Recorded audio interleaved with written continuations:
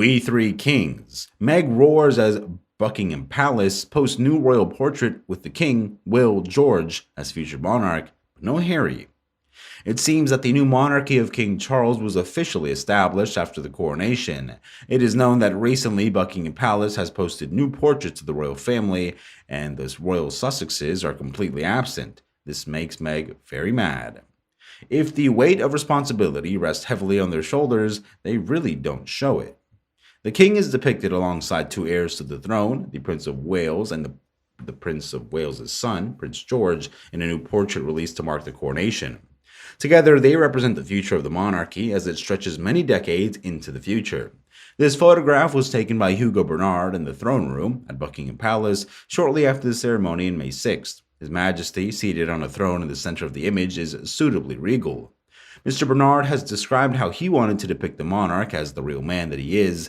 He is of his age. With that comes wisdom and experience and all those other things. The king's fur-lined robe of estate, draped around his shoulders, is displayed in all of its glory.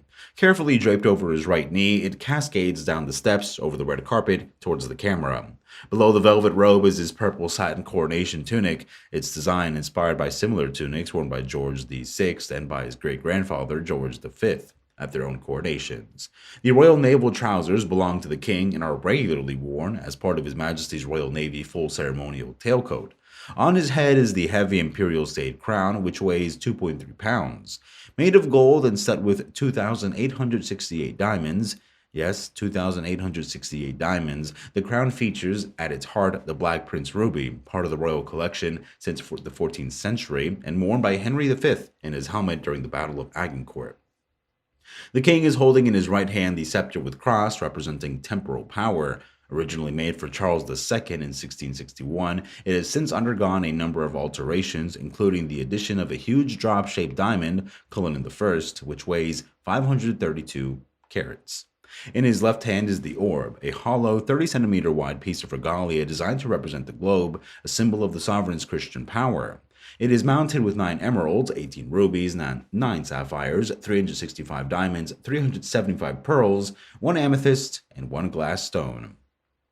His throne chair is one of a pair made in 1902 for the future King George and Queen Mary for use at the coronation of Edward VII. The king is flanked by his elder son to his right and his elder grandson to his left. Prince William is wearing the red ceremonial dress uniform of the Welsh Guards underneath his navy blue Order of the Garter mantle.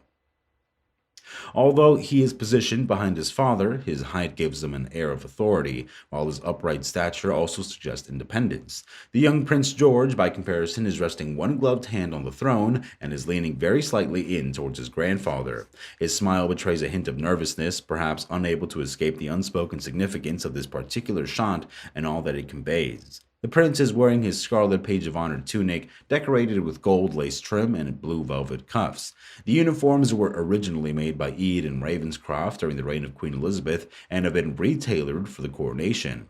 In the second portrait, the king and queen are surrounded by their close family members and friends who they each chose to support them on the day of pages of honor and ladies in attendance.